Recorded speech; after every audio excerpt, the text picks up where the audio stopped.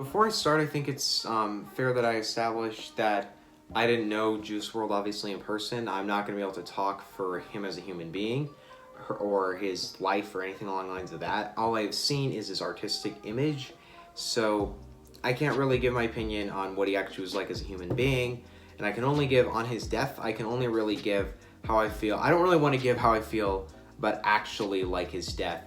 Not because not because it's offensive. It's mostly because I would rather not just talk about it. I'm well open to talk about it. I just don't really feel like that's necessary to the review. But if you're somehow not aware, Juice WRLD passed away back in December, and it's honestly probably the biggest and the most honestly the worst rap artist death in recent times. I think there are rappers that okay, what I mean by that is I think an artist's death, everybody's death is the same level of awful unless you're just an awful human being. But Juice was so popular and so important to certain people, and him dying is just so, and also just in the context of his music, is so depressing, and it obviously hit a lot of people. Right when this album dropped last night, I saw so many people posting stories about how they were streaming it. Because by the way, I'm in middle school, so almost now actually high school, every single person I know was a Juice fan, and his passing was just huge and horrible. But we've been left with this posthumous record, and I had interesting expectations going in. One, I went in only after listening to one single, Righteous, which I quite enjoyed, which I'll get to later.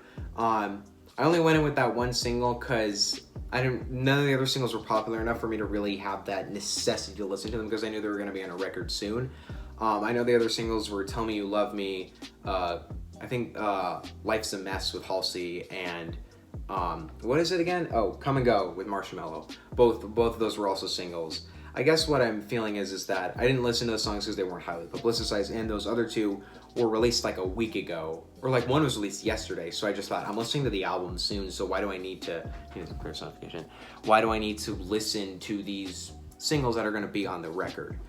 But I also had this worry with those two singles actually coming out, because I thought, when in history when on either of Juice's albums did he collaborate with Halsey or Marshmello, or anybody like those two? I honestly don't care for either of them. I think Marshmello is honestly a horrible producer. I think every single instrumental he makes sounds obnoxious and annoying. And Halsey, I don't even really care for her voice. I think she has a pretty voice at times, but put it on a Marshmello track? I'm not sure if he featured on a Halsey song. That's entirely possible in his lifetime, but I just don't feel like that's something Juice would want on his album. I don't feel like that's what he would have done. I feel like what he would have done is had most of the album solo. On Goodbye and Good Riddance, he only featured Lil Uzi, and the only rapper on Death Race for Love was Young Thug. So, since when has he been doing Halsey and Marshmello features? There are also some features on this album that make sense. Trippie Redd is somebody he would feature with, I see that. Polo G and Kid Lorio, I both see him featuring with those guys. But overall, just going into this album, I didn't have the highest expectations. And I know that we've already gotten two great posthumous records this year, those being Shoot for the Stars, Aim for the Moon, the Pop Smoke album, which I really loved, and Circles, the best album of the year. Freaking incredible album. But I just went into this thinking, since Juice's death was so big, unlike Pop and Mac's deaths, which weren't nearly as publicized, I feel like this was just going to capitalize off that death and try to make a couple bucks off of it. I was hoping this would be a tribute to him because of how many millions of people are going to listen to this and how popular this album's going to be. It should be the best it can. I don't even care if this is not even the most well mixed. I just want to hear a good tribute to Juice WRLD. I just want to hear that. And I don't want to exactly get into how I feel fully on the album until after we go over this track list here. The album opens up with a nice kind of interview skit, which a lot of posthumous records do, of him talking about his legacy, his fans, and his life. Talking about the impact. It's titled Anxiety. It's nice. It's a good way to open up the album. It's only about a minute long, so it's a good way to just get us kind of rolling. And then we get into the track, if I can kind of read it because I'm from a distance. Conversations. Yes, that's one. I really enjoy this track. It's one of the better ones off the record. I feel like the track kind of has a nice tone to it. It has a nice, what you'd expect Juice WRLD to sound like. Because I did find Goodbye and Good Riddance a repetitive album. I like it fine. I think it's okay, but it's very repetitive. And it does have a very, very, very formulaic sound. And I don't remember 90% of the track list on that one. But so this kind of sounds like just a Juice WRLD track. It has a nice rhythm to it. It has nice lyrics. It has what you'd expect from a track like this. And it's a good way to get into the album. I'd say the same about both Titanic and Bad Energy, only I do like Bad Energy more than Conversations. Titanic is good. It's nothing grand. It's nothing huge, but it's something enjoyable and nice to listen to. Bad Energy, though, I think is my favorite track of these three openings. I think it's the best. I like the rhythm of it the most. I think it has a nice beat the most. Then we get into the one single I heard, Righteous, which is my favorite track off the entire album. I don't know if that's going to be the most popular opinion, but what I really like about this track is I think it's a very pretty track. Like, it has a very nice rhythm, has a very nice just kind of chord progression. I like the lyrics quite a lot. I feel like this was the track that Juice actually had done when he was creating this album, which we all know that he was creating the album at the time. I feel like this was the track that was the most finished and in his life. I'm not sure how much he had finished it, but it's an incredibly nice, really pretty track that I really loved listening to. Blood on My Jeans is a kind of nice, I mean, it talks about shooting and stuff, which is not what the other tracks are talking about. It has a nice rhythm to it, obviously. It's the last of these 6 opening tracks. Then the album gets into its feature, what I'm going to call the feature section of this album, which I'll get to saying how I feel about that. It's a nice track. It's just a nice thing to have on this album. Has nice rhythm to it. Has just everything I liked about the previous album, or previous tracks. Then we're given 4 tracks with features, or actually, 5 if you're including Go Through It, or Get Through It. We have Tell Me You Love Me with Trippie Redd, which I don't care for, honestly. I feel like this isn't a really bad song. The issue with it, though, is it's very rhythmic. Like, these two, I would almost say it's like Juice that's off rhythm, but no, it's also Trippie. For some reason, they can't get on this beat very well. It's a very jarring track to listen to, and I just don't ever see myself replaying it. Then we're given the track Hate the Other Side, which my expectations were through the floor for. Like, okay, I'm fine with him doing a track with Polo G. I don't care for Kid Lorio, and I think his verse is awful on the song. But let me just say, the problems with these tracks aren't Juice. It's actually the producers and who's featured on the track that are the problems with these tracks. This was a lot better than it should have been, but I also kind of realized when listening to it that this is, I swear to God, they just took the beat from Rockstar by DaBaby. Like, it's almost the exact same beat. It has the exact same bass, I know that. And it's basically just a more depressing instrumental of Rockstar, which Rockstar is one of the best beats of the year. But I feel like there's no originality in that beat. It sounds, and you could say, oh, maybe it was recorded in Juice's life. It's very possible he made the Marshmello songs in his life, but if he did, I'm not sure how much of the best decision that was to do, because I don't think he sounds very good with them. We'll get to that soon, but this is just a track that isn't the most interesting. It's not as bad as I thought it was going to be. I like Polo's verse, but it could have been a lot worse. It could have been a lot worse, but it also could have been better. Life's a Mess with Halsey comes on, which, why is Halsey even on this? Like, I thought she was going to give a nice hook. She comes in, like, she sings a couple parts and then comes in at the end. And I was thinking, why on earth is she on this? She's only on it to get streams. Like, what is the point of having... This is a really nice song, actually. It has a really nice, pretty chord progression. But Halsey's feature is so freaking useless. It doesn't need to be here at all. She sings, like, 10 seconds at the end. Like, was this only made so that they could say Halsey's on the album? Because I don't even really like Halsey's music. Why is she even on here? What was the point of featuring that?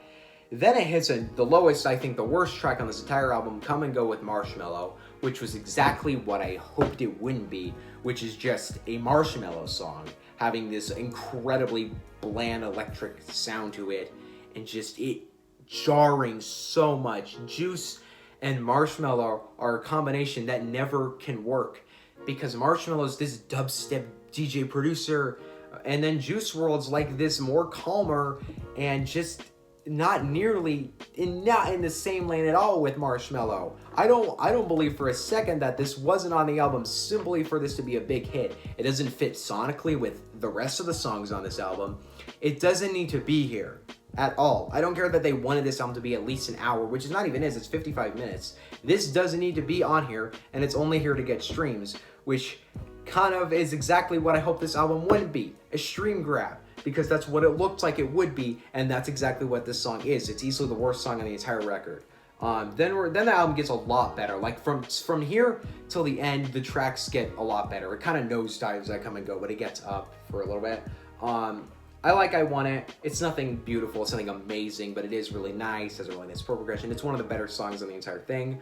Fighting Demons, though, is my favorite track besides Righteous. I love the piano on this song. I think Juice works amazing with it. Yeah, I didn't ever heard this. I hadn't listened to Death Race for Love, but I listened to Goodbye and Good Riddance, and I don't think we had a beat like this on the album. It's very possible something on Death Race for Love had this, so maybe I should listen to that before I speak. But really nice song, really nice progression, really nice piano, and the same for Wishing Well. Both these songs use a really nice, pretty piano song, or pretty piano beat, and it really works.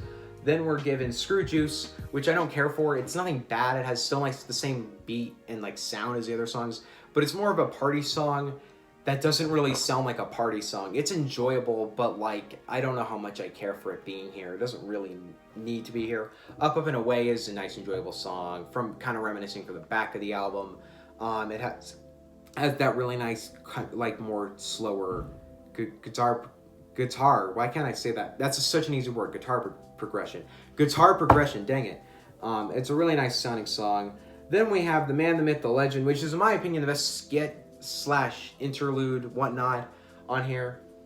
What I really do like about this song is I think I love it. It seems like a really nice way to kind of bring up. So there's points in the song where they talk about, I actually forgot to talk about the track going through it because it was literally 10 seconds. I don't have any opinions on it, but two of these on the album are from Juice's perspective of him talking to his fans and talking about his music. This song, we get clips from Eminem talking, from interviewers saying, somebody said that the Juice WRLD freestyle, which I've never heard, honestly. Actually, when they were talking about freestyle, I was hoping he'd do his Shook Ones freestyle because I love that. But they didn't do that, which I'm fine with. But it's a nice way for them to say, hey, you know what? This man was skilled. Just if you're looking at him as another one of these popular kind of mumble depressed rappers, just know that he was incredibly skilled. And hearing the fact that he had freestyled most of his hits, that is actually really cool because he was able to make these hits off the top of his head. But I also kind of have this thing of, is that why Goodbye and Good Riddance is so repetitive? Because it's the same ideas being recycled going through his head. There's a reason why you do write songs. I'm impressed that he can freestyle a single. That is amazing. But do I really feel like Juice, do I feel like at some point that isn't exactly what you should be doing? It shows that his freestyling talent is off the charts, and that shows he's an amazingly skilled rapper. But I feel like maybe Juice should have written his songs more, knowing that that's the case. But who knows? They're still good songs. But then we have Stay High, which is a good song. It's nothing mind-blowing, and neither is... I do think Can't Die is one of the better songs on this album. It's really nice, pretty. It's more kind of helpless. It's a really nice sounding song. Man of the Year, though, is the worst way they could have ended this album. I don't know what this song was supposed to be. At points, it sounds like a cheesy rock song, but at other points, it sounds like an actually pretty song. I can't tell what the tone of this song is supposed to be. It's supposed to be fun, kind of rockish, which doesn't work with Juice in any reality. But is it also supposed to be a nice pretty song like the other songs? I really don't know what this is going for, and I quite don't enjoy it, honestly.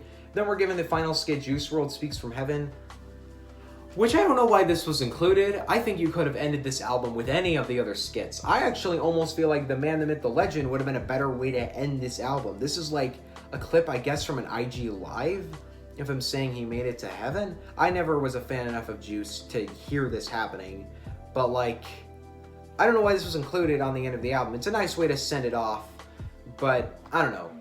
Wasn't the most beautiful and pretty way to end the album. But overall, how am I feeling about this Juice WRLD posthumous record? It was okay. I feel like this is this. There's two ways you could look at this. You could look at this as it could have been worse, like a lot worse. This could have had a lot more bland tracks on it. It could have had way more features just to make it popular. You could also see it as it could have been a lot better. They could have continued that really pretty, nice sound across it, rather than having this middle 5 songs that are just totally useless and don't belong on the album at all. I feel like this... So what I'm saying is there's a perspective of this could have been a lot better, but it also could have been a lot worse. I enjoy most of the songs across. However, if that middle section wasn't there, I would have liked this a lot more. I would have probably liked this on level with Shoot for the Stars, Aim for the Moon, but I don't like this quite as much because I feel like that album tributed and showed Pop Smoke better than this tributes and shows Juice WRLD.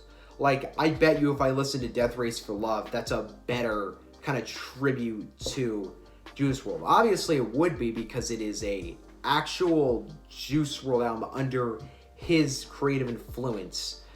But I feel like there's a part of me that's like, there are a lot of these songs in this album are like 2.5 minutes, and they could have added things. There's no problem with having more features on the album. Give us some features, like, I'm trying to think of some features other than like Polo G and Trippie Redd. Like, give us, I don't know, some features from other rappers in this lane.